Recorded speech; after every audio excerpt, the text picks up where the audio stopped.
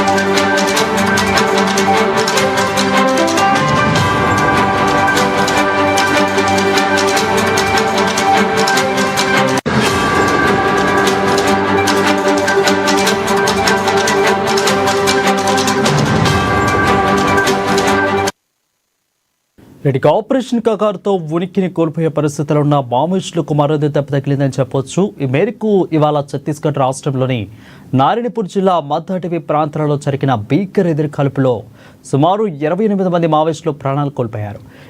అబూజ్మడ్ అడవులు, నారాయణపూర్, దంతెవాడ, పీచాపూర్, కొండాఖావ్ జిల్లాల పరిధిలో మావోయిస్టు అగ్రనేతలు సమావేశమయ్యారనే సమాచారం మేరకు రంగంలోకి దిగిన సుమారు 2000 మంది డిఆర్జీ జవాన్లు ఇవాళ తెల్లవారుజాము నుంచే కూంబింగ్ ఆపరేషన్ చేపట్టారు.